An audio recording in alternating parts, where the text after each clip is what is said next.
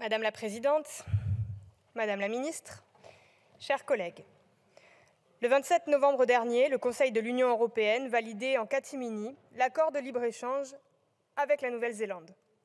Dans le plus grand secret, l'Union européenne a autorisé l'augmentation du commerce de 30% en l'espace de 10 ans entre l'Europe et la Nouvelle-Zélande, soit sur une distance de 20 000 km, en supprimant tout ou partie des droits de douane entre les deux zones. Ainsi, à partir du printemps prochain, pourront être exportées chaque année vers l'Union européenne, à titre d'exemple, 164 000 tonnes de viandes ovines, 10 000 tonnes de viande bovine, 36 000 tonnes de beurre, 25 000 tonnes de fromage néo-zélandais. Or, quelle légitimité le gouvernement a-t-il pour appliquer un tel accord? Nous n'en avons jamais discuté ici à l'Assemblée nationale. Les parlementaires que nous sommes ne l'avons jamais voté. Depuis le CETA en 2019, aucun accord de libre-échange n'a été voté par les parlementaires français. Et pourtant, plus que jamais, lorsque l'on voit la Macronie à la dérive, comme en ce moment, s'en remettre à la souveraineté de l'Assemblée nationale ferait du bien à la démocratie. Précisons pour celles et ceux qui nous écoutent, encore ce matin, nous ne savions toujours pas si le monarque Macron avait pensé à maintenir notre semaine de contrôle du gouvernement. En entrant ce soir dans l'hémicycle, nous ignorions quel ministre nous interrogeons et nous nous retrouvons dans cette situation ubuesque où nous contrôlons un gouvernement incomplet dont le Premier ministre n'a ni prononcé de discours général ni demandé de vote de confiance. Bref, mon groupe La France Insoumise a demandé un débat sur la position de la France concernant les traités de libre-échange, précisément pour éclairer le débat public sur cette question.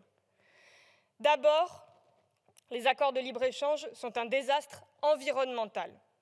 Ursula von der Leyen, qui n'est élue par personne, a beau vanter un accord pionnier, historique, ambitieux en matière écologique, il n'en reste pas moins que les exportations de l'Union européenne vers la Nouvelle-Zélande vont augmenter de 47%. Et le gouvernement macroniste reprend à son compte le greenwashing du libre-échangisme. Que n'ai-je entendu en commission lors de l'audition de l'ex et non remplacé ministre du Commerce?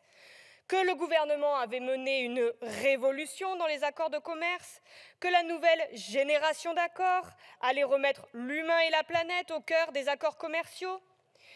Le libre-échange est une course au moins-disant écologique, point. Il entraîne par définition un accroissement sans fin et illimité des flux à travers le monde.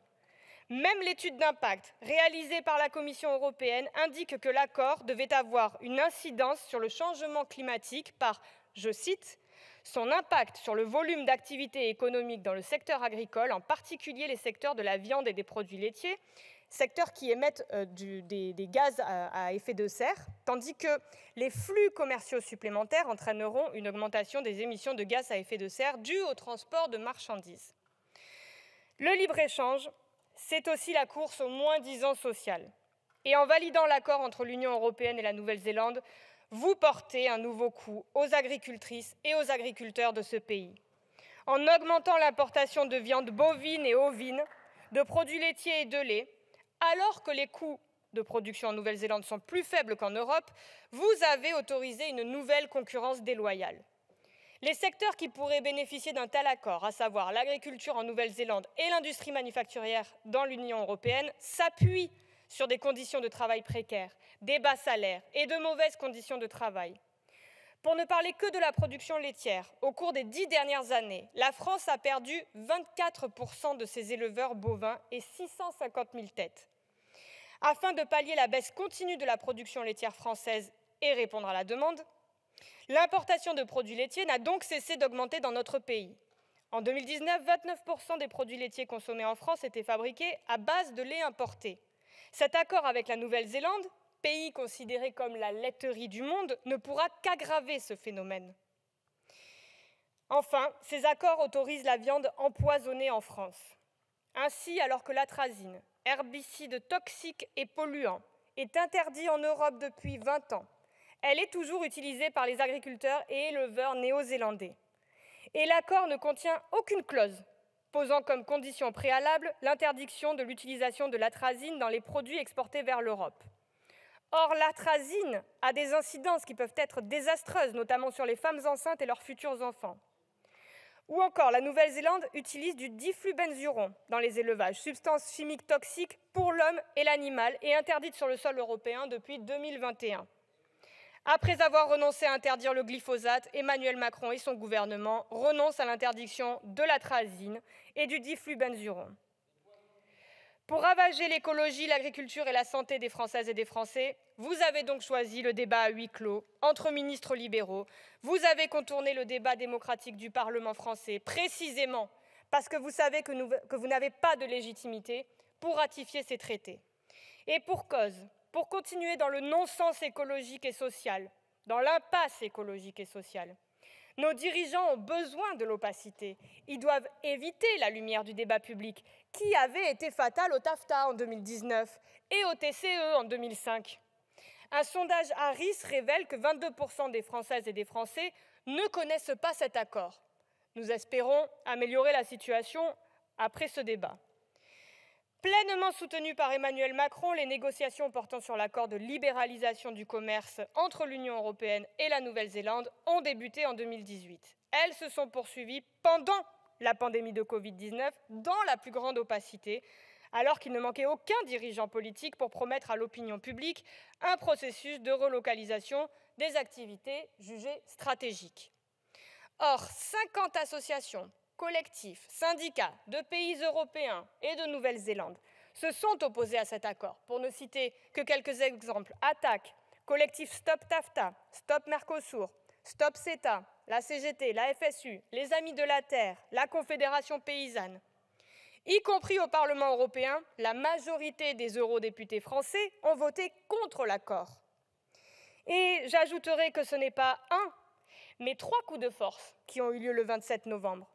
Non content de ratifier l'accord entre l'Union européenne et la Nouvelle-Zélande, l'Union européenne a validé que l'accord avec le Chili serait signé en décembre 2023 et a validé la poursuite des négociations par la Commission avec le Mercosur.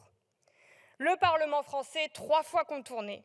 Les Françaises et les Français n'ont pas eu la moindre idée, ni du contenu, ni de la date de ratification de ces traités, dont les conséquences sont pourtant lourdes sur la vie des gens, sur notre agriculture, notre économie, notre souveraineté, notre environnement. Pour la France insoumise, ces accords de libre-échange provoquent le déménagement du monde, au seul profit des multinationales, au détriment des peuples, au détriment de l'environnement.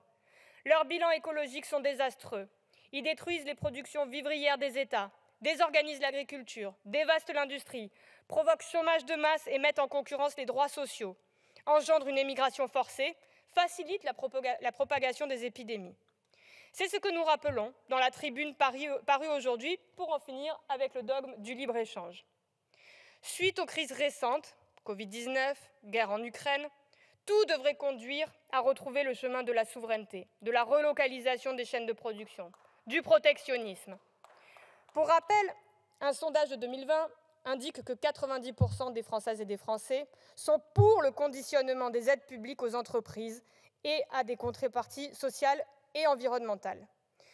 Aux obsessionnels du libre-échange que vous êtes, nous réaffirmons ici notre demande pour un nécessaire protectionnisme solidaire. Je vous remercie.